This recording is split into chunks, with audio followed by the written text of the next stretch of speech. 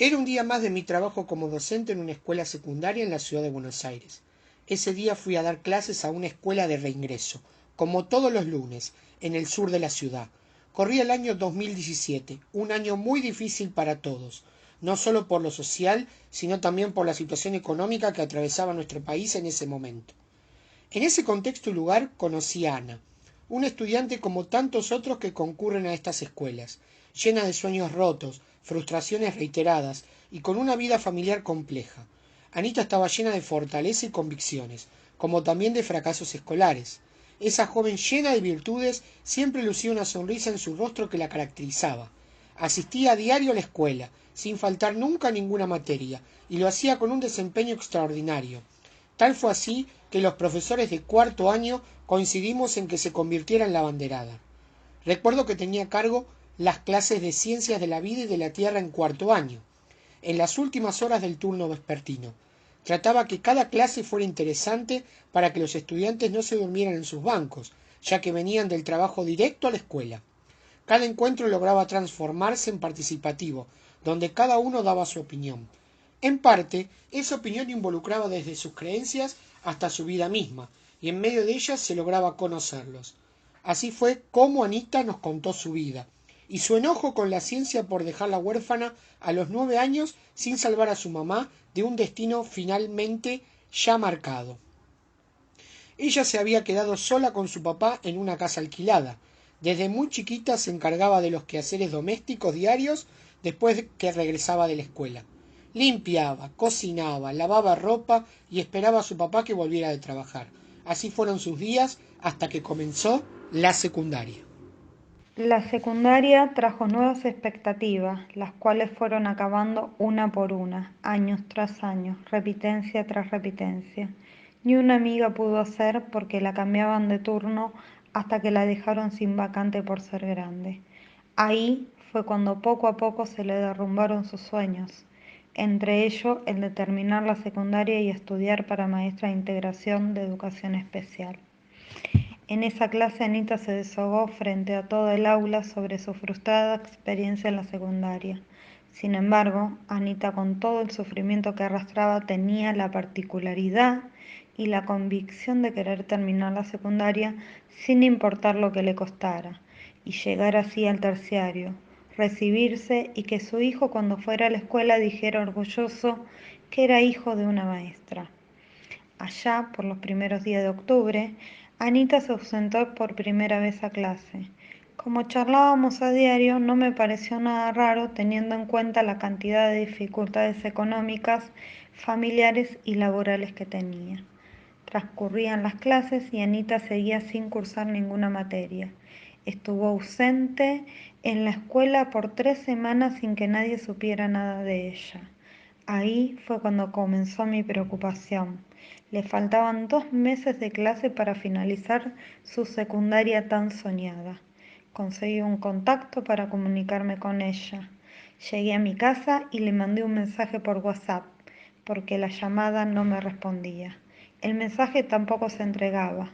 Le envié un mensaje informal y amigable preguntándole qué pasaba que no iba a la escuela, faltando muy poco para que terminaran las clases y recibirse. Esa madrugada me llegó un audio de WhatsApp de Anita en el cual me contaba, entre otras cosas, que su papá había quedado sin trabajo y que la causa de su ausencia se debía a que estaba trabajando de ayudante de albañil. Ese audio quedó resonando toda la noche en mi cabeza. Ayudante de albañil, me decía reiteradas veces, llena de prejuicios. Me dolía más saber eso que pensar que estaba abandonando la escuela para poder comer. Se me heló la sangre esa madrugada. Aún así, a las 7 de la mañana me fui a trabajar a otra escuela sin encontrar explicación ni respuestas a tanta desidia. Al otro día la llamé por teléfono, hablamos y la convencimos para que finalice sus estudios con la ayuda de todo el personal de la escuela expectante. Hasta que terminaron las clases, estuvo trabajando de ayudante de albañil. Entregó todos los trabajos prácticos, aprobó las materias, terminaron las clases y finalizó su secundaria soñada. Anita me mostró otro horizonte a construir. ¿Podríamos haber hecho más? Seguramente. Sin embargo, recibió su diploma. No solo cumplió su sueño de terminar la secundaria, sino que también se inscribió en el profesorado. El final de esta historia aún no está escrito, pero se escribe a diario. Alguien que hizo tanto para lograr un objetivo tan común para muchos, los privilegiados, no hay dudas de que tendrá un final feliz y que tendrá una compañera con una historia llena de amor y lucha para contar. El caso de Anita es el caso de muchos pibes de este rango etario, donde la institución escuela se pierde en eufemismos arcaicos que atrasan y terminan excluyendo siempre a los mismos, a los desposeídos, a los olvidados, o como dijo nuestra ministra de Educación, a los que no tienen una familia que los acompañe en su trayecto educativo. Al respecto, Duet hace hincapié en la desigualdad y en su capacidad de revertirla. Si tomamos como punto de partida la trayectoria escolar fallida que Anita cuenta con angustia, podemos afirmar, como bien dice Duvet, la escuela sigue siendo una máquina de producir desigualdades y de reproducirlas. Bajo la enseñanza de cuántos docentes transitó la estudiante. Ninguno fue capaz de contemplar su situación personal. ¿Qué hizo la escuela anterior a la de reingreso al ver que la niña repetía con frecuencia? Aquí se produce un fenómeno llamativo, externo a la institución escolar, que Duvet explica como una suerte de adormecimiento que tiene la sociedad al ver situaciones de injusticia, pobreza o exclusión. Estas se producen, entre otras, por la pérdida de empatía de las personas y sus ilusiones, la propaganda de los medios de comunicación que desvía la atención y la desaparición de los reclamos legítimos por parte de los partidos políticos y los sindicatos. Poco a poco nos vamos acostumbrando a vivir con la desigualdad sin que ésta nos asombre y nos impulse a hacer algo para cambiarla. De allí a que Duvet diga que la pasión por la igualdad no es tan fuertemente como se supone. En efecto, es importante analizar también cómo paradójicamente, si bien algunas escuelas tienen la capacidad de generar desigualdad, otras instituciones, como la de reingreso donde asistió Ana, pueden torcer el destino de las alumnas y los alumnos ofreciéndoles una oportunidad mejor. Gracias a la labor de los educadores, de las y los educadores, y a la acción significativa de algunos docentes de esta escuela, la niña pudo cumplir su sueño de alcanzar el título secundario. Ahora hablaremos un poco acerca del rol docente. Si concebimos la figura del docente como un intelectual transformador, como un sujeto de compromiso político, este se diferencia de cualquier funcionario profesional de la enseñanza. Como bien explica Álvarez Uría, la diferencia entre un maestro y un profesional de la enseñanza no puede estar aquí mejor definida. El profesional transmite conocimientos amalgamados y seriados, mientras que el maestro comunica sobre todo una implicación de la búsqueda de la verdad. Las y los docentes no pueden quedarse de brazos cruzados cuando surge algún problema referido a la enseñanza o a sus alumnos. Como bien narramos en el caso de Anita, la docente, al enterarse que la alumna deja de asistir a la escuela, busca saber la verdad de por qué no asiste. Intenta ponerse en contacto con ella hasta lograr comunicarse. La convence de volver a terminar sus estudios y de continuar el sueño de seguir su vocación. Cambiar ese destino de no llegar a nada por un trabajo en cualquier momento que puede perderse. Otro aspecto rico para analizar es la forma en que la docente a cargo de Ciencia de la Vida y la Tierra daba esa materia. Podemos ver que adaptaba los contenidos a las necesidades de los alumnos. Proponía debates acerca de los temas dados, donde cada educando daba su opinión al respecto. En cada opinión, los alumnos, además de manifestar sus puntos de vista, también daban a conocer aspectos de sus historias personales, lo que generaba significación en la totalidad del trabajo áulico.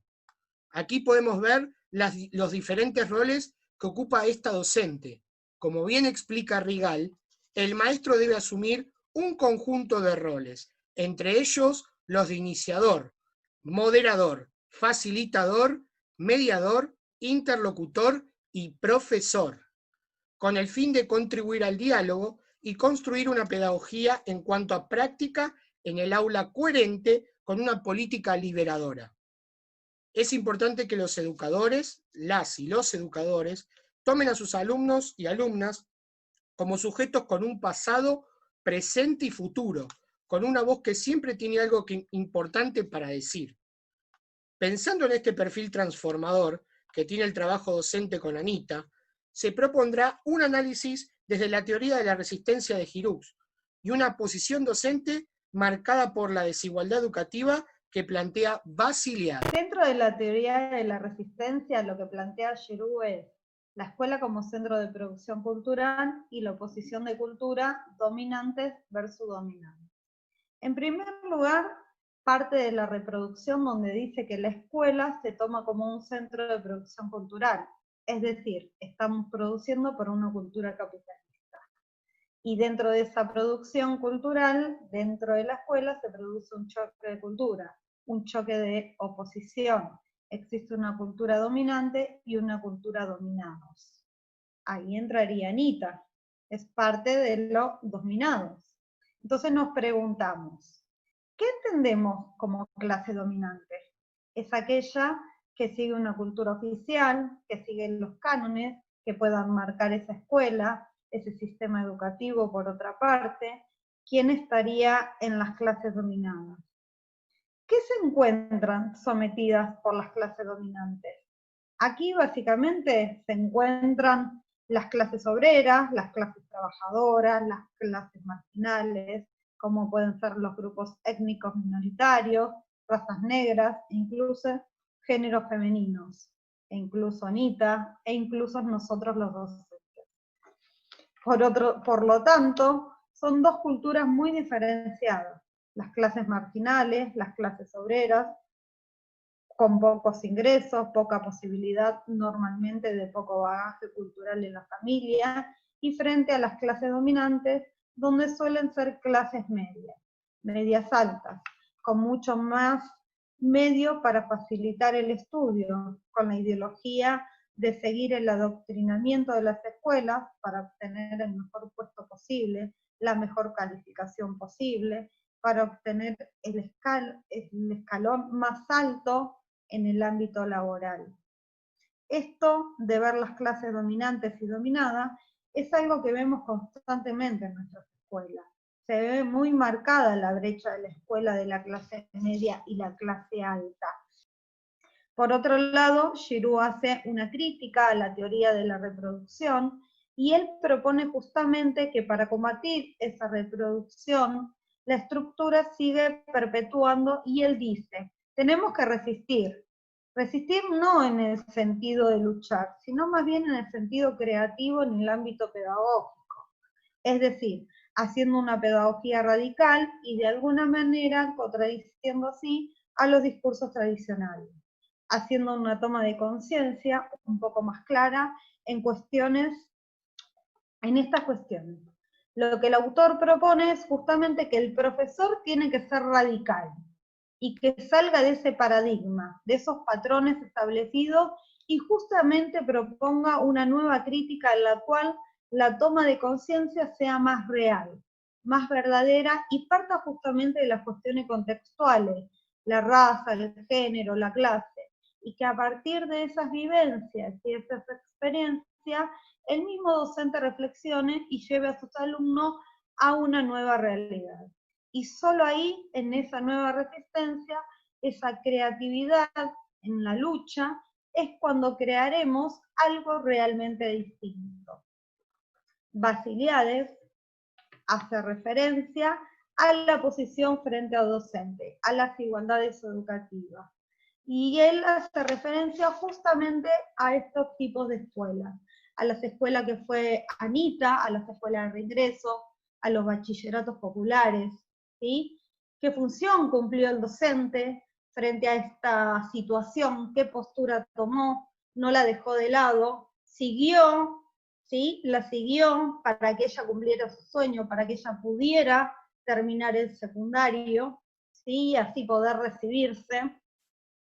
Porque dentro de esta desigualdad, donde los docentes es donde tenemos que entrar, donde nosotros tenemos que participar y estar ahí. No es lo mismo un docente en los barrios bajos, más humildes, zona sur de la ciudad de Buenos Aires, que un docente en Recoleta.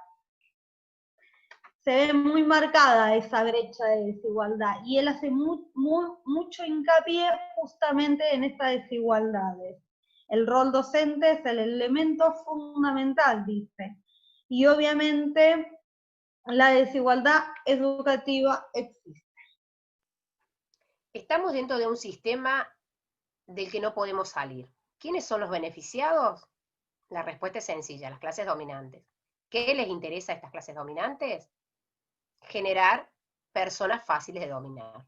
En medio de esta lucha por la hegemonía estamos los docentes y los estudiantes, en este caso Anita, y los pibes de los sectores menos favorecidos, luchando por su derecho a aprender, sobre todo en la secundaria, teniendo en cuenta que es un derecho reciente y que los sectores populares, antes de la Ley de Educación Nacional, en muchos casos, no tenían acceso a este nivel educativo. Sin embargo, las clases medias y las clases altas siempre tuvieron este vínculo con la escuela y aún lo siguen sosteniendo. Según Bourdieu, el origen social marca de manera inevitable e irreversible la carrera escolar y profesional de los individuos, como en este caso Anita. El origen social lo primero que hace es producir un fenómeno de selección. Bourdieu exige, por un lado, una pedagogía más racional que esté subordinada de antemano al conocimiento de las desigualdades sociales y a la intención de reducirlas. Y por otro lado, que los profesores dejen de fomentar la jerarquización de los privilegios a través de actividades que solo estos puedan resolver. A su vez, Gentili, en el capítulo titulado Marchas y Contramarchas, nos habla de un interesante concepto relacionado a la escolarización, llamado la dinámica de la exclusión incluyente, donde la masificación de la educación, después de aprobada la Ley de Educación Nacional número 26206 en el año 2005, implica procesos de inclusión social, de acceso e ingreso de sectores sociales que antes estaban excluidos y que hoy gozan del derecho social a la educación, pero a su vez son los mismos que luego sufren un mayor abandono estudiantil, y esa misma escuela que los recibe es la responsable de la deserción y la exclusión por múltiples causas que el mismo sistema podría evitar, como en el caso de Ana. Entonces nos preguntamos, ¿por qué será que la escuela no los puede albergar a todos ni sostener sus trayectorias? Gentili al respecto habla de la segmentación y la diferenciación de los sistemas educativos, manifestando la heterogeneidad de los mismos y las profundas desigualdades de las instituciones en cuanto a condiciones y oportunidades educativas. También hace referencia que estos sistemas educativos diferenciados en sociedades divididas distribuyen bienes simbólicos de la misma manera y tan desigual como reparten los bienes económicos. Mientras Freire, en su pedagogía de la indignación, dice que el maestro debe ser un buen aprendiz, debe ser como un ser inacabado, y siempre estar abierto al educando. Y este vínculo debe ser mutuo entre aprendiz y docente, porque el que enseña puede tomar cosas del alumno para perfeccionar su conocimiento. Nos habla también de no perder la esperanza, de mejorar el mundo en el que vivimos y que hay que crear espacios para los educandos. También nos invita a repensar, según los datos concretos de la realidad vivida, el pensamiento profético, que también es utópico y que conlleva la denuncia de cómo estamos viviendo y el anuncio de cómo podríamos vivir por ese mismo pensamiento, que es un pensamiento esperanzador. En este sentido, el pensamiento profético no solo habla de lo que puede ocurrir, sino que al decir cómo está siendo la realidad, o sea, al denunciarla, anuncia un mundo mejor. La posmodernidad, marcada a cada instante por los avances tecnológicos, se hacen necesarias e indispensables y urgentes nuevas propuestas pedagógicas, como lo son en estos casos los bachilleratos populares y las escuelas de reingreso, solo que necesitan que les den legitimidad. También habla de que adaptándonos a la realidad objetiva, nos estamos preparando para transformarla. Y dice que negando los sueños y la utopía y despolitizando la educación, solo se reduce a la educación a un mero entrenamiento tecnicista. En cuanto a Gali, que nos habla de una escuela para todos, para todes, Gali nos dice que debemos pensar en la escuela como la oportunidad, el derecho, o por qué no, una deuda que tenemos de siempre con los sectores menos favorecidos, porque las clases medias y las élites siempre han tenido acceso a la educación, no importa cuántas crisis hayan atravesado nuestro país, los hijos de las clases medias y de las clases altas siempre han estado dentro de las escuelas. Los que han sido excluidos históricamente son los sectores menos favorecidos, justificados mediante estigmas, ya sean territoriales, de origen, laborales, económicos, o simplemente prejuicios que justifiquen la desigualdad a la hora de reconocer que no están ahí adentro de ese sistema educativo por una decisión política y social de que no quieren que estén allí. Porque claramente se puede evitar el abandono, como le pasó a Anita, que dejó la escuela porque no tenía para comer. Y estamos llenos de Anita, esperando que alguien salde esta deuda histórica que tenemos con los sectores postergados. Si bien hemos avanzado unos pasos, nos falta mucho para llegar. Necesitamos una escuela para todos, pero que ese todes no segmente ni diferencie los sistemas educativos. Necesitamos una educación igualitaria y equitativa, sin estigmas, sin diferenciación entre pobres y no pobres, pero a la vez que no homogenice para tapar la desigualdad, sino que contemple las subjetividades de cada pibe que allí asista. Como dice Freire, debemos pensar, así sea de manera utópica, porque sin utopías y esperanza y sueños, los docentes se nos terminaría la búsqueda.